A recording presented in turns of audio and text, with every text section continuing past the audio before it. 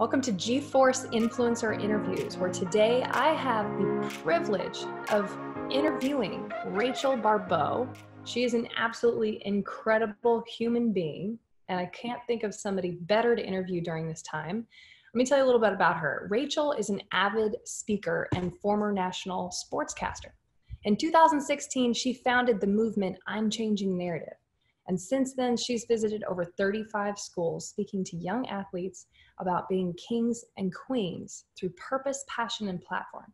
She's taken an increased look at mental health and how we deal with it as a society and on a personal level. Yeah. There is not a lot more trending topic than this right now. And I want to say that you've spoken to more than just athletes about being kings and queens. You've spoken to me. Yeah. And it was crazy that at a dinner, we found out that I built your house, which is so funny. But I want you to share what is I'm Changing the Narrative with our audience, and how does that relate to people now more than ever? Yeah, so I like to say to people, it may have started in schools, Britnie, but it is really an evergreen movement. I don't care if you're 6 years old or you're 96, because here's the reality of it. I believe that inside of every one of us exists a king or a queen. I believe inside every one of us there exists greatness. I believe inside every one of us there exists this beautiful, wonderful plan and opportunity to leave a legacy. But I believe for a varied number of reasons, be it anger, guilt, past transgressions, whatever it is, a lot of us can't look ourselves in the mirror at the end of the day and be proud of the person that's staring back at them. And I'm not talking about a cursory glance, or does it mean my eyebrows look good, or what's going on there. I'm talking about a deep soul look and looking at your decisions through the day, from A to Z. And so I'm Changing the Narrative is this belief of really helping people find what sets their soul on fire and run towards it with everything they got. And then along the way as well, I started to realize how much young people and all of us, to some degree, are struggling mentally, right? And how we put on these masks. And I say, one of the things we say in the movement is take off the mask. So many of us are wearing masks for people, Britnie, where we're smiling to your face, but inside we're dying. And I heard a psychologist talk about it, and he said, that sometimes we wear these masks that really eat away at our face. They eat away at our soul. And so we have this idea to take off the mask and destroy this idea of perfect. So we also now talk a lot about self-care and mental health. And now more than ever that we're quarantined, right? And our lives have been turned upside down. It's definitely a focus. Yeah, I was going to say, I think that I sadly saw the projections, as long as the virus is still spreading and people are remaining quarantined. This morning, I saw that projections are that suicide's going to be up by 30 or 40%. And I don't want to speak that into being, but I know that you know a lot of truths that can help people when it comes to identity, mental health, understanding what matters. And I'd love you to share some of those points with our listeners. So here's the first thing, Britnie, in taking off my own mask and being incredibly vulnerable. I started to speak on mental health. And then in 2019, my world fell apart. I lost my mom after a 10-month cancer battle. I went through a breakup. I was financially almost broken because I took care of her through her battle. It was kind of the perfect storm of terrible things, right? And I had my own dark night of the soul where I had heard voices telling me to kill myself and telling me that the world would be better off without me. And when the voices would not subside, they became actual ideations of putting a gun in my mouth and ending my life. And I survived it. And I truly believe that I survived it. What didn't kill me actually gave me the blueprint to be able to save other people's lives. And right. And so now I speak about it, and I speak about it vulnerably and in a raw way. And I talk about how what I thought in that moment and how I got there and how I isolated. And that is really such it's like a tool, right?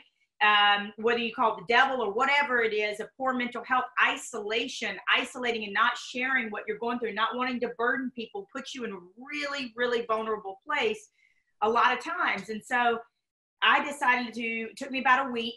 I was very tender, and I went through this kind of, this was my emotions in that week. One voice on one side of my shoulder said, don't talk about it. You'll be seen as defective and weak and broken, and no one will ever book you. And the other one, the good voice said, you're a warrior. You survived. You tell people what you went through. And let's start talking about how not to get there. Let's talk about self-care. Let's talk about reaching out for help. Let's break the stigma around mental health and say, when you reach out, you've actually never been as strong as when you reach out and say, I can't do this alone. I need to talk to somebody. I need a lifeline. And so it's been incredible, the movement that I've seen and the change that I've seen, the lives we've seen change. But to your point about suicide right now more than ever, as friends, as coworkers, we've got to reach out to people. Now more than ever, we've got to continue the message that the strength comes from asking for help. The strength comes from taking off the mask. The strength comes from saying, you know, as simple as sometimes I don't have the tools in my toolbox to be able to handle this. Right. It's new normal. I don't have the tools in my toolbox. I got a family. My job went away. This happened. This changed. There goes my savings. I don't have the tools in my toolbox to be able to handle this. What do I need to do? No one's expecting you to solve all the problems today, but take one tiny step towards asking for help. Yes. I think it's even more than that. So it's the key is in taking that one tiny step. We've had some really incredible conversations, and I've just so enjoyed watching you and following you and seeing your vulnerability and the kind of encouragement that you share. You've really impacted me. And in my personal journey, and most people don't know this, 2017 was the worst year of my life. I lost some of the people I loved the most. I lost the pillars in which I stood on. I almost lost my company. I almost lost everything I'd ever worked so hard to build, and I almost lost my life. I didn't want to live. I'd wake up shaking, throw up for X amount. It was so stressful.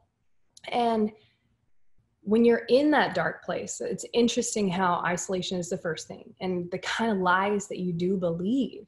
Yes. And the best advice I think I got, besides finding Jesus, of course, was taking one tiny step. Stop trying to plan your whole world and having it perfect. Stop trying to think you have to have it all figured out. It's hard as a leader when a lot of people really depend on you and they need answers and they're really pressuring you. But to focus on, I don't have to conquer the world. I just have to get out of bed. I don't have to conquer the world. I just have to brush my teeth. I don't have to conquer the world. I just have to make breakfast. I have to actually eat it. I don't have to conquer the world. So taking those little steps and then feeding your mind. I mean, that's why we're doing these interviews. It was YouTube videos. It was podcasts. It was listening to how other people have overcome things, that I rebuilt the positive voices in my life. And I learned to stand on who God told me I was. And so I've seen your work and I've just loved it. And I would love to know, what are the kind of tools that helped you pull yourself out of that mindset? Because whether people want to admit it or not, because there's weird shame around it. I know a lot of people are dealing with that right now, whether we like it or not. It's a dark time globally, a world recession. We're all in this together. And it seems like we're all screwed, even though it is a great time of opportunity, which we'll talk about in a bit. Yes. But what are the tools when people are dealing with those dark thoughts? What are like 5 practical things that they can do? Yeah. First of all, I want to say one of them, and we both said it, and I had chills hearing about your story. And I think chills the whole time you're talking. Yeah, I think, but see, that's it. Do you see like the connection, because we were both vulnerable, Britnie. Mm-hmm. And when you get vulnerable, when you take off that mask and you get vulnerable with somebody and say, I've been there, I've struggled, I have heard the voices, I felt that way. Something happens, these walls fall down, and it's absolutely breathtaking and beautiful. And so the first thing, you absolutely nailed it, is I don't expect you to run a marathon today, but take a step. Mm-hmm. Get out of bed, like you said, brush your teeth, walk downstairs, make some breakfast. Do one thing, right? One thing. Fight for your sanity, fight for your peace, fight for your health, fight for your future, fight for your family, whatever that may be. The other thing I think is really important, I've been talking to people about this during this crisis, A lot of people have messaged me. I have this idea that your mind and your soul are yours, right? It's almost like a kingdom or a queendom. You allow it. You've got a wall around it. You allow what you want to allow in, right? And so that includes our telephone, that includes news, that includes articles. 2 weeks ago, Britnie, I spent an entire night, this is not the healthy thing to do. I spent an entire night reading all the worst case scenarios. Girl. I worked myself up into a straight panic attack. I feel like I texted you around that time. Yeah. Ooh, if she's freaking out. Yeah. And so what I tell people now is you got to be really cognizant. I did an interview with a friend of mine on ESPN the other day, and he was he's feeling it. He was reading it, feeling it was very negative, I would say. And I had to tell him, I said, you got to be really mindful of what time you read things, right? What you read, sources. And I said something on Twitter the other day, and it said, stop, period, sharing, period, negative, period, news. It's not your civic duty to share the worst case scenario, because guess what?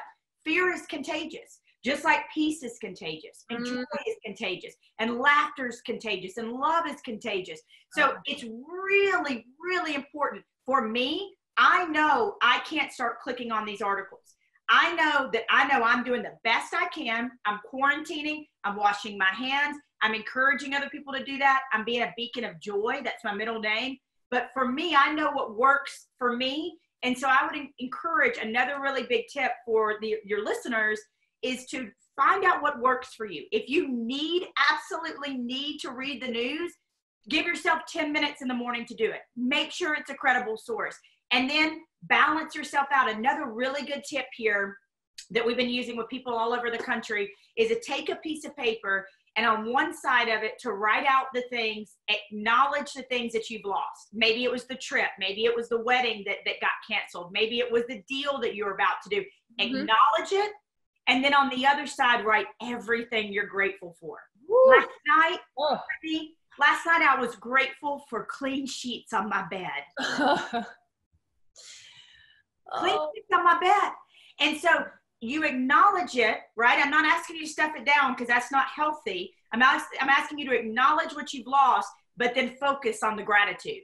And a lot of people rip it up at the end of the day and start all over again. And they find their fears and their losses are less and less, and they focus more on the gratitude.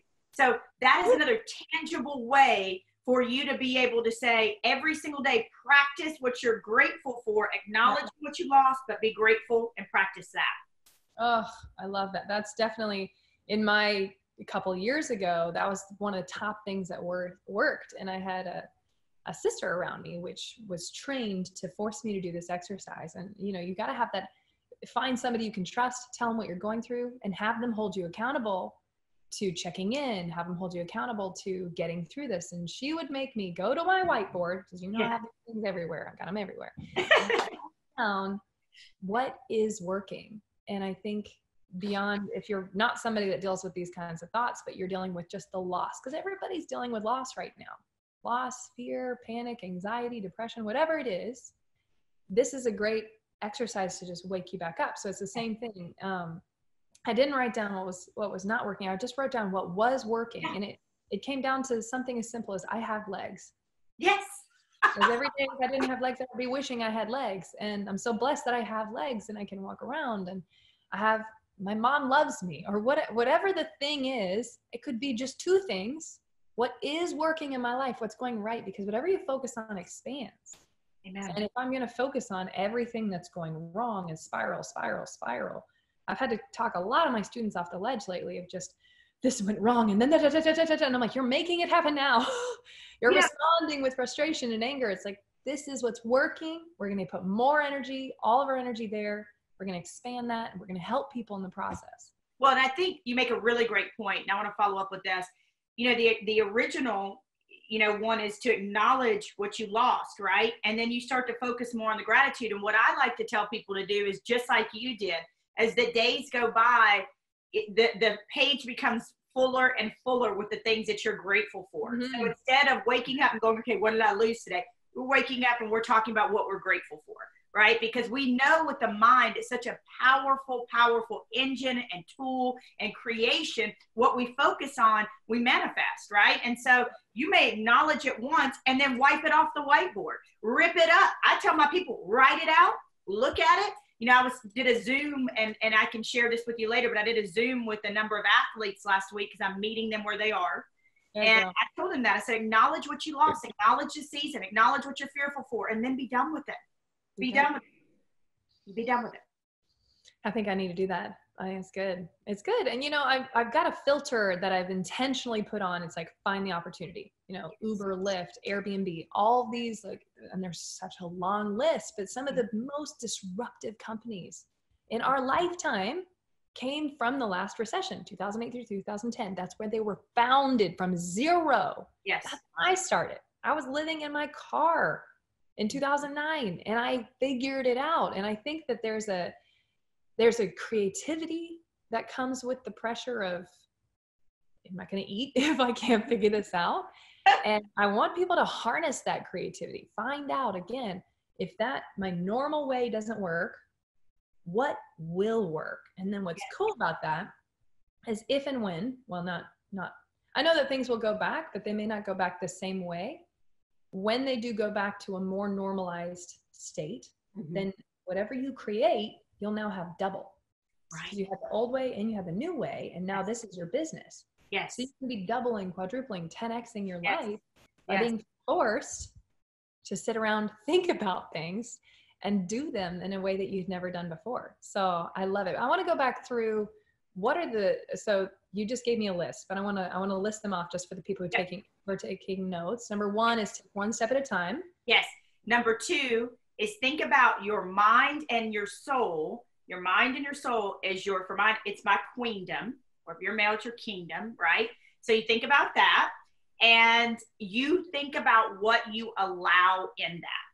You have walls, you have moats, you have a river, you know, that goes around the walls, and you allow what goes in there. And I want you to think about that. I want you to really spend some time, right? Snap with the Z formation. Spend some time thinking about, does it work better for me before I go to sleep to read the news? Does it work better for me in the morning? Hey, does my Aunt Edna, is she really negative, like super negative right now? And do I have to figure out when I need to speak to her? Or can I speak life into her?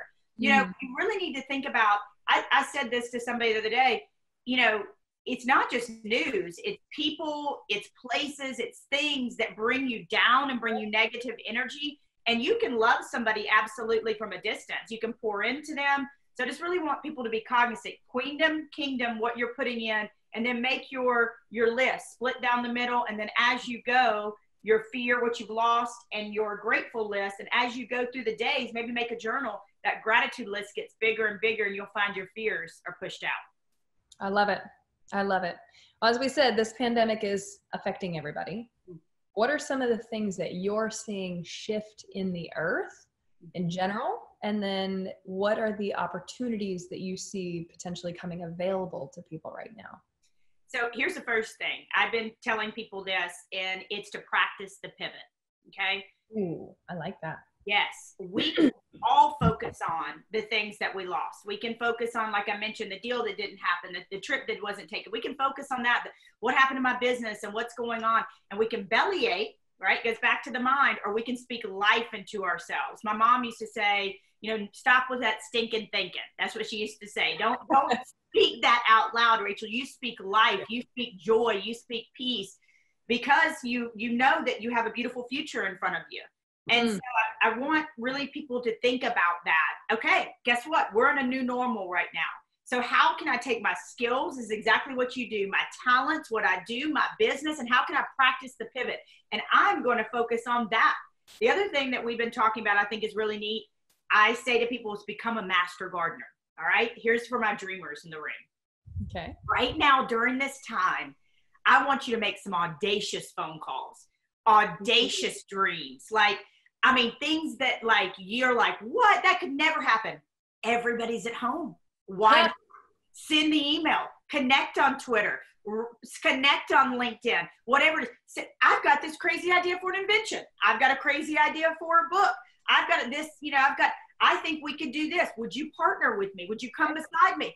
I even heard the other day, check this out, that a lot of people that are in a scarcity mindset, and I know you talk about this a lot, they're saying to fundraisers and to people, they're saying, they're telling their CEOs, don't ask for money. They're telling people, don't ask for money, don't fundraise.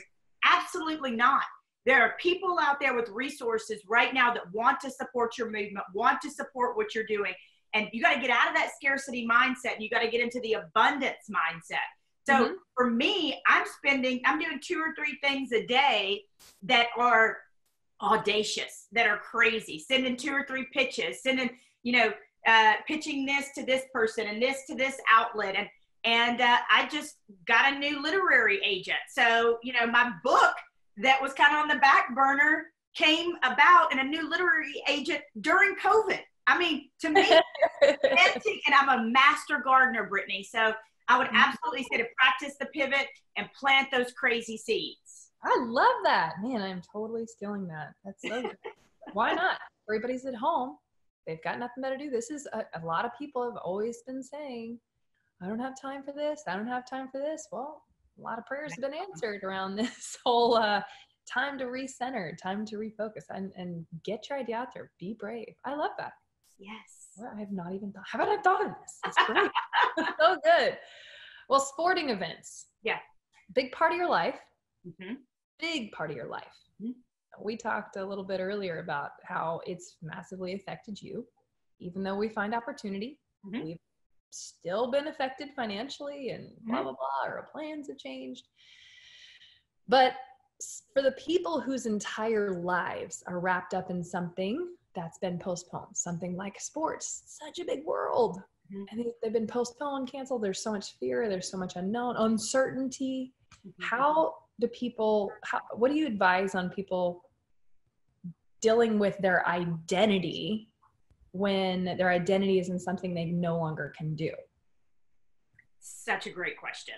And I think I am absolutely primed to talk about this even before COVID, because for 17 years, you see these lanyards behind me. For 17 years, I was a national sportscaster, the last 5, I believe, and first female host on Sirius XM on their college channels, Heisman voter, hosted the college football playoff. And for about a year in 2019, as a believer myself, I heard God speaking to me and saying, you're more than a sportscaster. You're more than a sportscaster. Because I was worried about, I knew that I needed, here's what happened to me, Britnie. I was waking up with too much to do and going to sleep with too much to do. I was in the perpetual state of couldn't catch my breath. And I knew, and this is for everybody out there in any industry, I knew that I was going to suffer burnout or physical maladies because of how fast I was going and how hard I was pushing. And so God had been really talking to me saying, baby, this 17 years of sportscasting, he calls me baby girl. That's what I feel like God calls me. And 17 years of sportscasting was just a runway for what you're doing with I'm Changing the Narrative. And it is going to blow up way beyond just schools, way beyond just athletes. And so I gave it up. I walked away. And I'm not going to tell you that I've not looked back and that there's not been times I'm going, really? Were you sure? Is that what I was supposed to do? So I get it. If anybody gets the identity being wrapped up in something, much like athletes, I totally get it. But I would say to you, right now is a beautiful time for rebirth. Right now is a beautiful time to really think about, who am I? What sets my soul on fire? And whether that's a side passion project that you can turn into something that makes you great income and 10 times it, as you mentioned, or whether that's an actual business that's being birthed right now. I mean, the government, listen, to be real, the government is doing crazy things for small business owners and for people during this time. There are opportunities. And I think it goes back to what we talked about before, Britnie. I'm not saying this person whose identity has been so wrapped up in sports has to solve the world's problems today, but start journaling, start whiteboarding, start thinking about, what can I do? What can I change? Because listen, myself as an example again, Britnie, I could have said, I'm screwed. I'm done. What am I going to do? I could say, no dice. I'm not doing this podcast. I'm going to stay in bed all day, because I speak to groups of thousands, hundreds. And, I had a ton of speaking engagements rescheduled. I'm not canceled, because I have a relationship with them. Relationship is everything, right? And they know who I am. So I started to say, if I can't speak to you in person, I need to meet you where you are.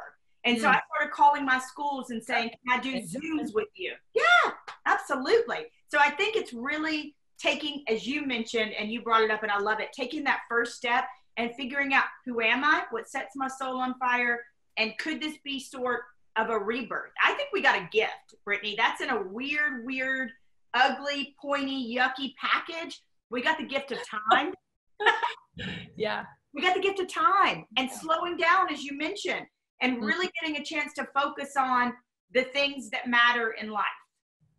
So you're talking about what to focus on. And I think that's a big thing that keeps coming up with feedback I'm getting as people are having a minute, including myself, about what really does matter. What matters now that didn't matter before? What am I was getting ready earlier and I was like, I just want to go to the grocery store. Where I am, we actually can't even go to the grocery store. And it's not cool. And like, I don't know if there's a part of my regular life I won't appreciate again. Just being able to hug somebody and not feeling judged. Just being able to sit in the same room or play a board game or go to the lake or whatever it is, just the simple things of just being together again, I think will be so wonderful. But I wanted to ask you, this is a lot. You just gave us some great advice. What other things do you think people should be focusing on right now? The things that matter. I say this in the movement, we call it good love. And unless you have good love for yourself, you can't have good love for others. It's you and you for the rest of your life. And so right now is time to think about some of the things that you could let go, some of the things you could drop off, some of the people you could forgive, some of the things that you could leave in the past, right? I keep thinking about it like this, Britnie. I'm not going to come out of COVID-19 the same person that I went in. I will not be the person that wasted the time that I was given, the gift of this. Obviously we're keeping everybody who's been affected, our healthcare workers, everybody's been affected around the world, in our thoughts and prayers. But a lot of us are at home, right? We're quarantined at home. You're quarantined where you are. That time is a gift. I will not waste it. I will not come out of COVID-19 and say I laid on the couch for a month and a half or how long it lasts. I'm going to come out of this bigger, better, faster, stronger, leaner, smarter, loving myself more. And I think that's the mindset, right? That's the thing we can focus on, Britnie. I'm going to have a skill. I'm taking a course right now called The Science of Wellbeing from Yale. So I'm going to have a certificate from Yale when I'm done. It's a free course if anybody wants to look into it. And so for me, I keep thinking about who do I want to be when I come out of this. I love that. Yeah. I love that, man. What can people be doing now that would help level up their identity? Social media. So there's, if from a business standpoint, who are you connecting with? I always tell, when I coach young female sportscasters, I would tell them, pick 10 people a day, 10 people in the business, 10 people you want to connect with them, say something nice to them, say something genuine, comment on their work, and then try to form a relationship. Listen, relationships are everything, Britnie. They're the foundation of everything we do. And you said something earlier, and I've got to acknowledge you on this. I feel the exact same way. And I can't wait until I can go to a restaurant. And I've already thought about what I'm going to be like, even going to the bathroom. And I'll be like, you're beautiful. No, you're beautiful. No, you're awesome. No, you're awesome. No, you're awesome. The first concert I go to, you don't even want to see me dancing in the aisle. I am going to be a complete nut job. I'm going to be I will never take for granted. All my extras out there. I will never take for granted people. And the other thing that is really helpful for me when going through this is to remember that everyone is affected. Your neighbor, your neighbor's neighbor, your neighbor's neighbor's neighbor's neighbor. The entire world is affected. You are not alone. You're not alone going through this. And so I think there's ways you can level up in your business. I think there are on a positive note, a ton of moms and dads that are spending time with their kids. I think there are a ton of family units that are coming back together. I think we are slowing down and realizing what really matters, right? And I think it's also for me, I'm finding this in my business, the need for the message that I send with I'm changing the narrative is even more paramount. So guess what? I'm meeting you where you are. I don't care how I have to meet you. Tomorrow morning at 11 a.m., I'm coaching almost 500 coaches from around the country on how to teach I'm changing the narrative in their own program, in their own lives. And so I don't know that I would have had an opportunity to visit with those 500 coaches, but now I have an opportunity to do that. And the life change is, you can't even quantify the amount of life change as they go back and implement that into their own programs. I love your authenticity. I love your filters. I love those because, I mean, and I love that you started with saying, I had a full day where I worked myself up into Thank you for being real. Yes. For all the influencers out here that I'm talking to and the positive ones, I kind of take them aside before I talk to them, like, off the record, how are you really doing? Yeah. I can tell you every single person, including myself, we have a day. I've had three 5-minute episodes of crying. Yeah. Okay. One was 15 max. But it doesn't matter how positive you are or how this or how much Jesus you even have or God or whatever you're doing, we all are affected. Mm-hmm. And it's not about what happens to us. We all know it's how we respond. Yes. And so the point of this is for me to be able to steal some of your filters. Yes. I want to hear, what are the truths that are setting you free? What are the things that you're holding on to for hope that I can apply to my life? And so some of the things that I've seen is, just like you said, I'm not wasting 1 minute. Crazily enough, 3 of my businesses have really taken off during this, and I didn't even think they would. So that was interesting. But on top of it all, I'm busier than I've ever been. Yeah, me too. I'm doing a bodybuilding competition. Why? I want to learn that discipline, and I know I'm subject to depression. Everybody is. I'm not saying I struggle with it every day, but I know that it can come back really quickly. Yes. And one of the top ways to beat it is getting out and exercising, moving your body, keeping your energy level high. Not even, because sometimes if you just have low energy, it feels the same as depression. And so by keeping your body healthy and taking it to the next level and learning practices, other people, I'm interviewing bodybuilders and saying, what are some of the things that you're doing to level up your health? What are some things that people can be doing? So I'm doing a bodybuilding competition. I'm interviewing amazing people like you. I'm doing our G-Force calls. We're studying all the stuff across the world. What's happening? What's working? What do we need to navigate through? Where's the opportunity? What are the creative innovations that people are really incorporating into their businesses to take them to the next level? What are the government stuff that we can take advantage of? I know one of the things that we did today is we sent a letter to all of our tenants. We have 600 or something like that.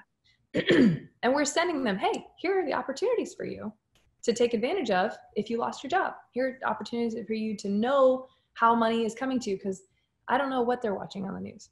I don't know what they're exposing their lives to. So taking the time to level up my health, my mindset, my network, and my businesses, this is the time to do that. It doesn't matter what you're dealing with. How can you take that situation and ninja it into being the greatest thing that ever happened to you? And this is the great equalizer. We are all going through this together. So a basic thing that we can do, and that's my next question for you, is how can people be a force for good? But one of the basic things that I'm doing is just reaching out and checking in on people, just letting them care at all and that they're on your mind. So I wanted to know from you, in your opinion, what are some of the things that people can be doing quarantined in your own home, wherever you are? That's the greatest thing you can do while quarantined. How can people be a force for good right now? Okay, so a couple of things. First of all, I love what you're doing with the bodybuilding competition, okay? And one of the things I've been wanting to say to people is we can wash our hands, we can Lysol, we can antibacterial everything. But I climbed Kilimanjaro in 2014, the world's tallest freestanding mountain. And for 6 weeks, what I learned before that, 8 weeks, should have been 12, was clean in, clean out. Should have been 12. Yeah, you should have, if you're putting junk in your body and expecting to feel good, right? Your physical health, your immune system, in your gut, you're putting junk in your body. That is going to contribute to the laziness, the low energy, the depression, the anxiety. I really I have been flooding my body even more so with juicing, with, if you can't do that, fruits, vegetables, whole foods, clean. I think that's so, so important to do. The other thing that I love about you, Britnie, is, and people don't care what you did at the end of the day. They care a lot of times, I would say, about how much you care. And you didn't have to send that to your tenants. You didn't have to send them tangible ways to be able to do that, but you care. It's the heart of the matter. You care. Your heart shines through in everything you do. And I love that about you. And I think it goes along. We're both doing the same thing. I pick 5 or 6 people in a day and I just check on them. I don't need anything from them. Just check on them. How are you? What's going on? Thinking about you, just checking on you. I always say that in everyday life is be the kind of person that doesn't call all the time when you need something. Check on people that, for no reason whatsoever. I've been sending happy mail, and it's, if somebody has to Lysol that down whenever they get it, that's fine. But happy mail to people. And I think those things are really, really important. And I think we're going to come out of this, like you said, with such a deeper appreciation for another human being. Like when I get to hug another human being, like, imagine. Yes. Guilt-free hugs. Yes. Free hugs. Yes. So it's been pretty amazing. I think you're doing it. You're laying the example. I'm doing the same thing. And I'm just rediscovering all of my goals. I've got my whiteboard right here behind my Woman Cave, whiteboarding, dreaming, planning, thinking about the ways that I can grow my business, myself, work on myself. And I think really, we talked about this earlier, it's that good love. You have good love for yourself, man, you can have good love for other people. How would you really define good love? Okay. You want the answer? I want the answer. I'm thinking about it. For a large part of my life, I'm not gonna say a large part, but a decent part of my life, I had holes the size of Texas in my soul. I had hurts that were unaddressed. I had preconceived notions, right? I had other people's ideas put on me. And I think a lot of us walk around believing what other people have told us.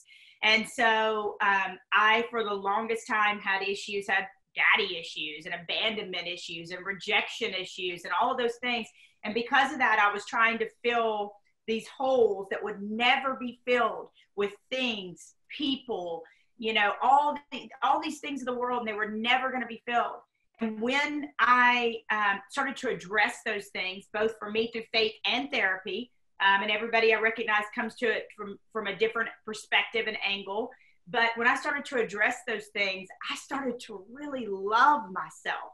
And I say to people, when you love yourself, I'm going to speak as a woman here, as a queen.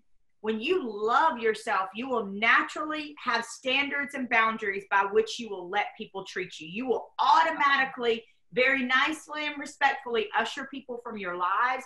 It's just a natural way. And at the end of the day, we do this mirror exercise. So here's another really good exercise. I like people to be able to take away tangible things when I speak. So Britnie, at the end of the day, I want you to look in your mirror. At the end of the day, I look in my mirror and I say, from point A to point Z, am I proud of the decisions that I have made today? Am I proud of the way I talked to the person on the telephone? Did I keep my word? Was I kind to that person? Did I give max effort today? Did I quit on myself and not work out? Did I eat crap today? And I don't beat myself up about it, but I say I acknowledge what I did well and ways that I can improve. And then I move on to the next day. And if there's somebody I need to call and apologize to and make it right, I make it right. I check myself as a queen. And you can do the same thing as a king. A lot of people keep journals. These are the ways I was a king today. These are the ways that I can improve. And it really allows you to look at yourself in the mirror, and both in writing if you choose to do a journal. But it's a way to check yourself every single day. And when you do that, it's so freeing. I sleep at night like I lay my head on the pillow at night, and I know that I've done everything in that day to the best of my ability. I've given max effort, and the chips will fall where they may, but I've treated people well. I've checked on people. I've taken care of myself. I've taken care of others.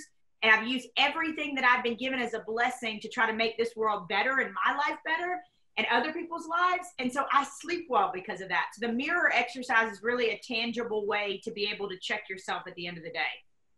I love that. Wow. Very cool. That's good. That is good. Oh man. Oof. Right? And you start to think. Now I know those questions are coming. I'm going to act better all day. I'm going to be better. I'm going to become that person that I really want to become. It helps you. I'll be really vulnerable here. I had a moment a couple of weeks ago with my boyfriend where I was not vindictive, because I don't really have a mean bone in my body. I'm spicy, I'm Latina, but I don't have a mean bone in my body. But I had acted in some ways where I just wasn't thinking. I wasn't cognizant of how it would affect him, and I wasn't thinking about him. And then when he brought it up, I got mad and defensive, and I left. And I got about halfway home on my trip, and I went, Rachel, you were not a queen. You need to call and apologize. And so that exercise allows me to check myself on a daily basis. And I just called and said, I'm sorry. I wasn't a queen. I apologize. I own it. I wasn't intentionally not thinking about you, but I nonetheless wasn't thinking about you. Please forgive me. Wow. Wow. Yeah. Beautiful. Man, having those just checks in place to know how to become the queen that you know you are. Yeah. Is a daily act. Yeah. And a king, you know, for our gentlemen that are king, queen, or be royal. I mean, it's in all of us. Yeah. And to the woman that I am today, I want to go hug that young woman I was and say, you got so much going for you. You're amazing. And as soon as you start to love yourself with this love you give other people, this unconditional love, when you start to love yourself, I love the sound of my own laughter. I laugh at myself. I think I'm funny. I think I'm silly. You know, I love myself. I truly love myself, Britnie. And there was a point in my life where I didn't. And when you do, you know what good love is. And then when you know what good love is for you, you can give other people good love. I love that. And you brought up one of the exercises that really shifted my life. And it was right during that tough time. Some speaker was saying, you know, go back and look at your life, you know, 10 years ago. What would you say to yourself? Yeah. And it was really interesting because I thought about little 21-year-old Britnie. And I'm like, man, you are so brave. You are really ballsy, way braver than you probably are now. I don't know. Like, I took some crazy, what I would call risks now just to like make it. I was so dedicated now. And I thanked her. I was like, thank you, little Britnie, for what you did that paved the way. Oh, and I'm going to do this without crying. But I got a little, this is super vulnerable, but I got a little, man, tap on my shoulder. Yeah. From Britnie 10 years from then. And she said, thank you. Thank you for doing what you're doing now, because you said no to abuse. Yes. You said no more. Yes. To being in a situation that was not safe and not healthy. Yeah. And even though it's painful now, what you're cutting out of your life is building this beautiful future. And I thank you for letting yourself be loved and letting yourself have the mindset to know the truths of who you really are, not the lies spoken of you. Anyway. I feel that. The point of me sharing that is, think about yourself 10 years from now. This is something I found myself even doing during this time. And it's, what are you doing now? Yes. To reset. Yes. We all get a reset. Yeah. Do right now, like you said, drop the poison, drop the junk, drop the bad habits, drop the influence, and level up right now. What can you do today that's going to shift everything forever and help you become the person that you really want to be? Britnie, to your point, I was driving, I used to drive very late nights between sporting events. And, after like a day full of covering events, sometimes I would just want to change the channel. And there was a therapist, I want to give her credit here, named Dr. Laura. I think it's Dr. Laura Schlesinger. I can't say her last name, but I heard a gentleman call in to her, and he was asking her about a decision that he needed to make. And she said, and this blew my mind, very similar to the speaker you heard, make the decision that in 20 years from now, you'll be proud of. Mm. And I was like, woo, wow. And so I would say, much to your point, to add on to it, we're writing a book right now. You're writing a book right now in this moment. That it's part of the chapter on this day, and it's going to be your COVID book that's part of 2020. But you're writing a book right now that you're going to read in 20 years. Make it a good book. Make it a fantastic book. Right. You have to tell your story every day or forever. 10 years. Absolutely. I love that. I love it. I love it. Well, thank you so much for everything today. Is there any parting ideas, wisdom, advice that you want to give to everybody before we hop off? Yeah, just love yourself. Be gentle with yourself. There might be days. I came across somebody the other day that talked about. This person was talking about. Listen, we don't. Let me back up and say this. She said, I reject the positivity. I reject the rah-rah. I reject the hustle. And if you need to grieve, grieve. And if you need to go into your cocoon, go into your cocoon. And I thought about that for a little bit. And I want to say this. I want to acknowledge where you are. I want to acknowledge where you've been. I want to acknowledge what you're feeling, the uncertainty, the anxiety, those things. I'm just asking, I think you're asking the same thing. Don't stay there. Don't stay in that cocoon too long. Don't get comfortable in that cocoon. Acknowledge it.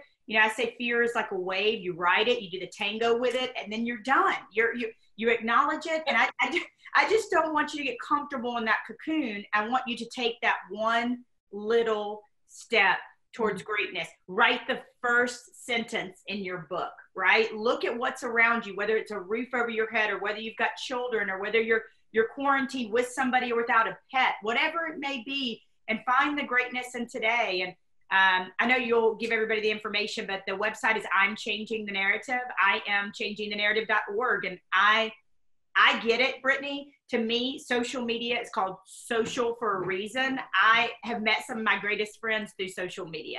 I've had people pray for me, lift me up, correct me, love me, support me. And I moved through all these markets in my sportscasting career and held on to my followers because just like you, I'm very authentic. I'm just real. I don't know any other way to be. And I share my life. I share the good, the bad, the happy, the sad. And so I would just encourage people if they want to connect, because I believe we're all learning from each other. Yes. I'm going to give you her information, follow her, listen to her, support her, and change the narrative. You are changing the narrative. I am changing the narrative. And I'm so excited to see and read your story 10 years from now and how this was the time that we all chose to level up in our lives. Rachel, you are a blessing. Keep being a blessing. Mwah. You're the best.